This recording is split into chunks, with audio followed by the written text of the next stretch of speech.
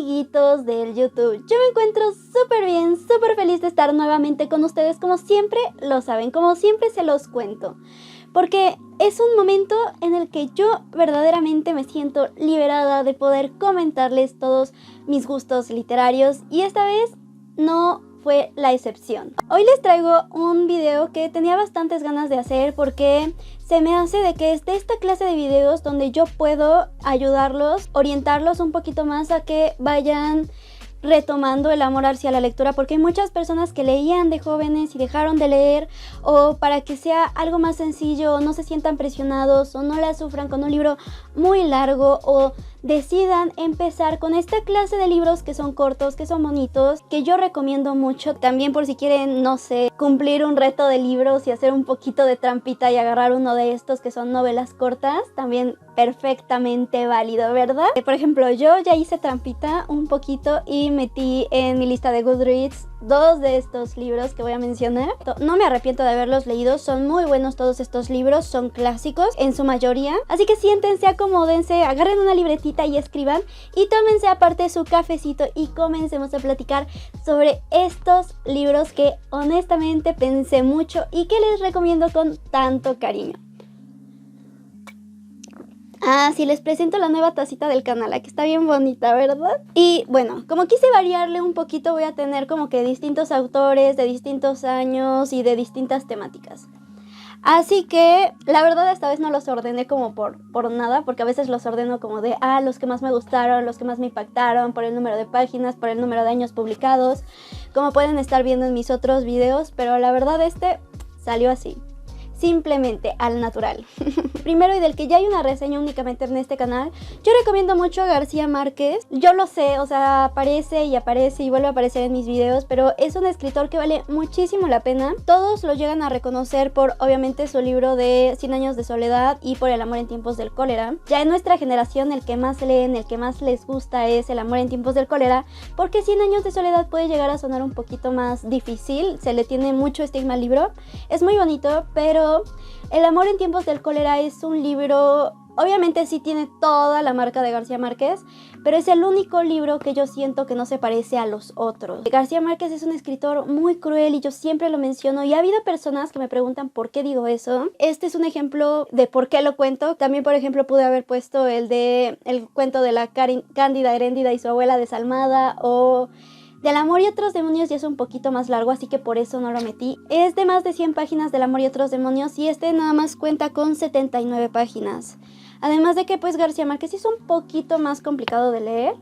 Y por ejemplo, Del amor y otros demonios yo sí me tardé más en leerlo, sobre todo por la temática que toca, que es muy fuerte. Este también es una temática fuerte. Nos va a hablar sobre dos viejitos en los que nunca se llega a mencionar el nombre. Es el coronel, ese va a ser el personaje principal. Lleva esperando mucho tiempo una carta en la que finalmente le llegue la pensión, que lleva esperando 15 años.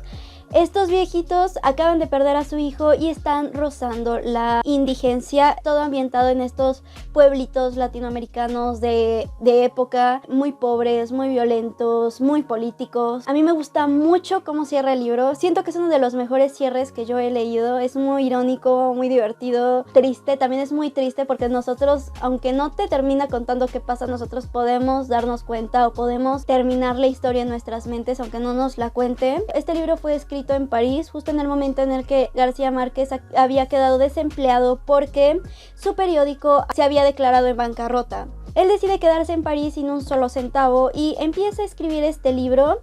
Bajaba, revisaba si había dinero, si tenía para comer y se daba cuenta de que no y volvía a subir a escribir. Así que hay muchos aspectos de la vida de García Márquez desde la perspectiva de esta falta de dinero, de esta necesidad de dinero y también porque su abuelo también había estado esperando muchos años su pensión. Así que léanlo, es un libro muy cortito, yo lo recomiendo mucho, yo lo recomiendo muchísimo para empezar a leer a García Márquez. Fue publicado en el año 1961, colombiano. García Márquez es colombiano. Este libro empieza a pertenecer ya al realismo mágico y de hecho se empieza a conectar con el libro de 100 años de soledad. También por eso recomiendo que lo lean, pues, de los primeros libros que lean de García Márquez. Por mucho que lo intente tapar, obviamente se va a ver. Aquí tiene su etiqueta y todo, pero a mí me encanta y lo sigo leyendo porque hay libros que son muy interesantes que te ponen a leer en secundaria, prepa. Este es un libro de la preparatoria, sí. Sí, de la preparatoria, porque aquí se puede ver la etiqueta, yo le tenía que poner etiqueta a todo porque lo perdía. Y bueno, este no es la excepción, pero es un libro que a mí me encantó y que sigo leyendo y sigo releyendo porque Oscar Wilde es de mis escritores favoritos. Muchas personas conocen a Oscar Wilde aunque no hayan leído nada de él. Obviamente su obra más importante es El retrato de Dorian Gray, todo el mundo lo súper conoce por eso. Y también conocen al personaje porque es de las figuras más importantes homosexuales de la época. Fue un intelectual que triunfó mucho en toda regla. Obviamente en esa época también vivió muchos escándalos, muchas cosas muy feas por su orientación sexual. Eso lo llego a hablar ya en mi reseña del retrato de Dorian Gray y también lo llego a tocar un poco más a fondo con mi reseña de Profundis, que también es de Oscar Wilde y hablo sobre el amante que le arruinó la vida, por si quieren ir a verlo. Oscar Wilde pertenece todavía al romanticismo y de hecho es victoriano. Ya es como el final de la época victoriana, pero todavía entra en. También perteneció a una corriente en la que se va a poder notar mucho en los cuentos, que era el esteticismo, o sea, el arte por el arte. Todo lo que fuera bello, todo lo que se viera bonito, todo lo que pudieras ver, comprender, amar a través del sentido de la vista, para Oscar Wilde era importantísimo. Él era una persona que le encantaban todas estas bellezas y todos sus libros pues son reiterativos respecto a eso, respecto a la belleza de la vida, a la belleza del amor. El romanticismo es un género un poquito demasiado meloso, melodramático. No significa que sea de amor, sino que significa que todo es intenso, que no sé, por ejemplo, que si tú estás triste el clima está lloviendo, que si tú estás feliz sale el sol perfectamente, o sea, ser humano, el personaje, el centro de todo lo que está girando alrededor. Todo lo que tú sientes, todo lo que tú llegas a pensar, a ver, se magnifica.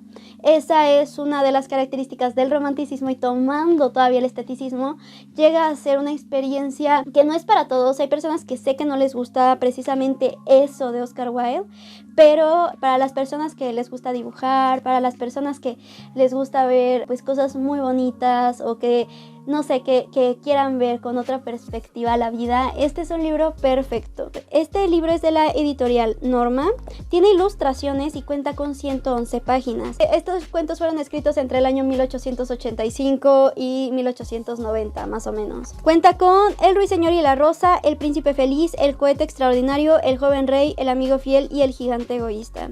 El ruiseñor y la rosa también de hecho es su cuento más emblemático. Es un libro muy bonito, tiene ilustraciones, lo puede leer cualquier persona.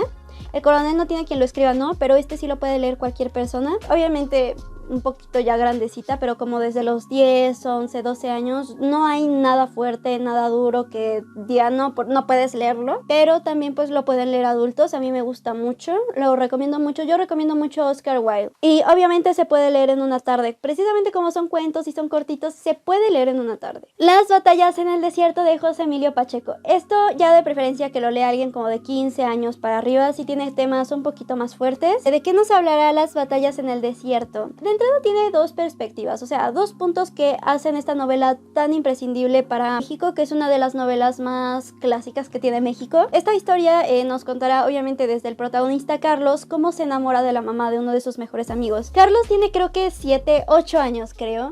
Así que pues es un tema bastante fuerte, es bastante interesante cómo lo llega a tocar, cómo llega a tocar el enamoramiento que siente hacia la mamá. Y aparte tiene una ambientación muy importante dentro de la historia mexicana, porque es una etapa posguerra de la Segunda Guerra Mundial que inicia globalizándose México con nuevos artefactos de distintos países, sobre todo de Estados Unidos. Hay una fijación muy especial en Estados Unidos en este momento, pero que obviamente no todos los niños pueden tener estos juguetes traídos de Estados Unidos, y Carlos puede ver que el hijo de la mamá de la que está enamorado sí los tiene y por eso se lleva muy bien con él y es la sensación el hijo, y todo lo que tienen o pueden importar de Estados Unidos es muy importante, tiene una popularidad inmensa, tiene una ambientación perfecta, increíble, de 10. Es el retrato vivo de México en esta época, no simplemente tratando de alabar como que las costumbres mexicanas, sino en este momento en el que todavía hay un choque cultural de culturas, obviamente por la globalización, pero también un México muy arraigado, muy conservador todavía y muy violento. Así que lo recomiendo mucho, sobre todo si eres mexicano. De ley se tiene que leer Batallas en el desierto. Y si no, también porque es una novela corta que te va a tomar, no sé, un día en leerla, obviamente, porque yo estoy diciendo que te va a tomar un día. Digo, cuenta con 98 páginas. Batallas en el desierto de José Emilio Pacheco. También súper fácil de encontrar. ¿Qué no les podría contar de Las Metamorfosis de Franz Kafka? Una revolución tan bizarra en la literatura. Se ha llegado a discutir si las metamorfosis pertenecen al género de realismo mágico o simplemente es fantasía. Es un poquito difícil, hay muchas personas que dicen que sí pertenece, hay otras que no. Yo no me voy a meter en esos conflictos literarios. Sin embargo, es un libro muy importante, es kafkiano 100%. Yo digo que es con el libro con el que se debe de empezar a leer a Franz Kafka, sin lugar a dudas. O sea, todos sus libros son muy interesantes, todos sus libros de hecho también son bastante bizarros, pero este te deja una huella especial, una huella única. ¿De qué nos hablará el libro? Es de una persona que de repente se despierta porque tiene que irse a trabajar y se da cuenta de que es un escarabajo. Según un ensayo que yo leí, es un escarabajo, no es una cucaracha. Pero pues de aquí a que llego a decirles que escarabajo es ese estilo cucaracha, ¿no? Una cucaracha gigante. Y entonces toda su familia entra en shock, no saben cómo tratarlo, no saben cómo reaccionar ante esta situación. Porque en ningún momento te van a explicar por qué se convirtió en cucaracha. Porque en ningún momento te van a explicar por qué se convirtió en cucaracha. Y esa es uno de los puntos más fuertes del libro, por supuesto, pero también ver la psicología de todas las personas que están interactuando con Gregorio. Gregorio es el protagonista que se convirtió en cucaracha.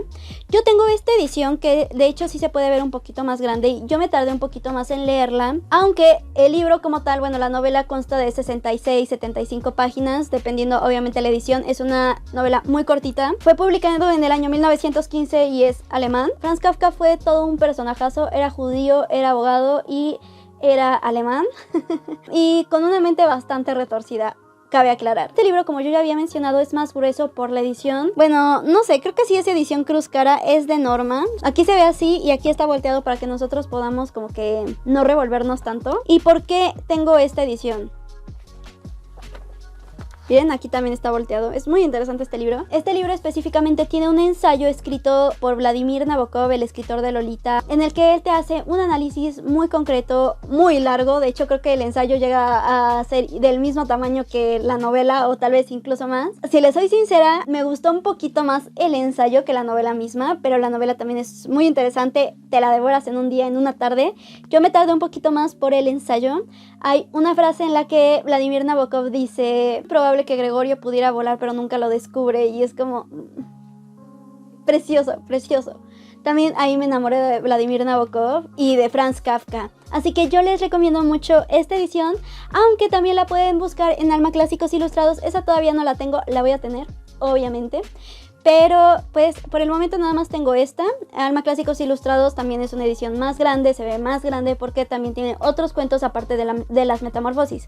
Pero Las Metamorfosis como tal es una novela corta que se puede leer muy rápido. También súper recomendado. Aura de Carlos Fuentes. Al igual que El Coronel no tiene quien le escriba, Aura y El Coronel no tiene quien le escriba pertenecen a el boom latinoamericano.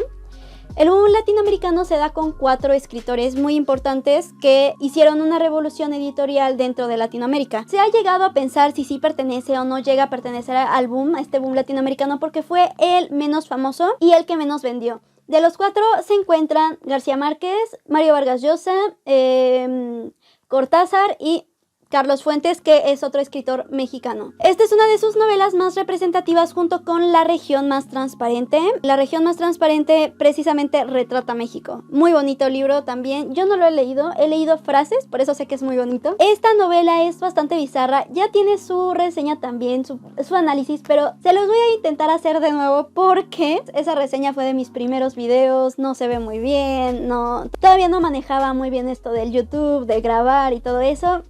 Ténganle paciencia, ¿no? También hay un video hablando sobre el boom latinoamericano que ya hice, por si les interesa un poquito más ver sobre estos temas. Ahora es muy interesante de la manera en la que está narrado, porque está narrada en la tercera persona del singular. Les voy a leer la primera página para que ustedes vayan comprendiendo qué tipo de narración es esta, que es bastante interesante. Encontrar este tipo de narración de entrada es muy difícil, así que en el momento en el que puedan encontrar un libro así, tómenlo, léenlo, porque significa que se está innovando, significa de que esta novela no va a ser como muchas de las hemos estado acostumbrados a leer. Lees ese anuncio. Una oferta de esa naturaleza no se hace todos los días. Lees y relees el aviso. Parece dirigido a ti, a nadie más. Distraído, dejas que la ceniza del cigarro caiga dentro de la taza de té que has estado bebiendo en ese cafetín sucio y barato. Tú releerás. Se solicita historiador joven, ordenado, escrupuloso, conocedor de la lengua francesa, conocimiento perfecto, coloquial, capaz de desempeñar labores de secretario, juventud, conocimiento del francés, preferible si ha vivido en Francia algún tiempo. 3,000 pesos mensuales, comida, recámara cómoda, asoleada, apropiado estudio. Solo falta tu nombre, solo falta que las letras más negras y llamativas del aviso informen. Felipe Montero, se solicita Felipe Montero. Antiguo becario de la Sorbona, historiador cargado de datos inútiles, acostumbrado a exhumar papeles amarillentos, profesor auxiliar en escuelas particulares, 900 pesos mensuales. Pero si leyeras eso sospecharías, lo tomarías a broma. Acude en persona, no hay teléfono. Como ya dije, es una experiencia muy bonita, muy padre leer este tipo de narración que muy pocas personas han leído.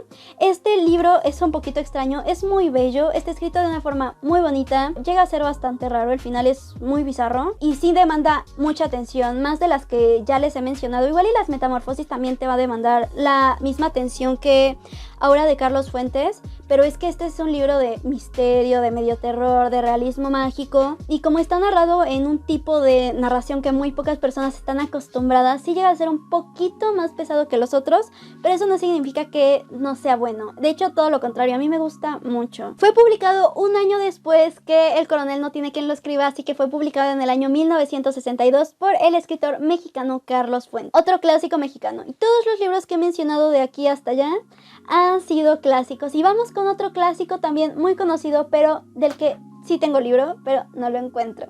Bodas de sangre de Federico García Lorca. Ese es un clásico español publicado en el año 1933. Es una obra de teatro, no se echen para atrás, nada más consta de 96 páginas y es muy interesante. Es un drama romántico que ya hemos escuchado y releído y vuelto a releer, pero en ese momento obviamente fue una súper revelación. Habla sobre las pasiones humanas y todo lo que puede llegar a desencadenar una boda. No les quiero contar mucho de esto porque la verdad siento que si les cuento un minuto de la obra de teatro ya les voy a estar spoileando todo, pero no tengan duda de que es una obra muy interesante. Esta la pueden encontrar también en Storytel y va a estar dramatizada. Se les recomiendo muchísimo el audiolibro, o también si quieren pueden ver la obra de teatro mientras leen el libro. Ustedes se acomodarán. Es muy interactiva. Eso es lo que me gusta de estos libros que son clásicos, que se han hecho tantos materiales, es una muy buena historia, tiene unas reflexiones muy bonitas. Es un clásico, así que no pierdan su tiempo y léanla. Y por último, por el libro que quería hacer este video, que de hecho es el único que no es clásico, fue Lo que no tiene nombre de Piedad Bonet, y de hecho también es el libro más largo de los que estoy hablando. Yo me lo leí en un día. Hay personas que no se lo pueden leer en un día, así que pues podría ser una trampita o tal vez no. Yo me lo leí en 3 horas. ¿Por qué? Porque está muy bueno, es muy bonito. Lo he vuelto a releer y a releer y a releer. Es precioso. Nos va a hablar sobre el suicidio del hijo de la escritora, que fue un hecho verídico, sí pasó. Por lo tanto, el libro es autobiográfico. Este libro fue publicado en el año 2013 y cuenta con 115 páginas en formato ebook, que fue en el formato en el que yo me lo leí, porque yo no pude encontrar el libro en físico. En el momento en que lo encuentre, lo voy a comprar. Obviamente, tiene que estar en mi rinconcito de lectura. Es un libro muy triste, te tiene llorando todo el tiempo. Tiene unas reflexiones impresionantes, tiene una tristeza, te llega a transmitir una tristeza. Yo tengo 22 años, no soy mamá, no está en mis planes ser mamá, pero incluso así llego a sentir la tristeza, la desesperación de esta mujer, que es muy culta, es muy preparada. Te habla sobre todo lo que se tiene que darse para que alguien se suicide. Te habla sobre por qué su hijo se suicidó. Te habla sobre la enfermedad que tenía su hijo y cómo estuvo batallando años con esa enfermedad, del cansancio, del duelo, de la tristeza, de lo banal que puede incluso llegar a ser, porque pues la vida sigue y sigue siendo esta vida banal en la que llueve, en la que te tropiezas, en la que tienes que llegar y hacer preparativos aunque estés deshecho. Muy bonito libro, se los recomiendo muchísimo. Lloré, me conmoví, acepté la vida, amé la vida, la odié también. Precioso libro. Y bueno, yo creo que me explayé demasiado con este video. Quién sabe cuántos minutos hayan salido, pero los que llegaron hasta aquí, muy bien. Son unos luchadores. Coméntenme qué libro les llamó la atención, o qué libro ya han leído, o qué libros de Una sola tarde me recomiendan. Y recuerden, leer es resistir. Benito Taibo.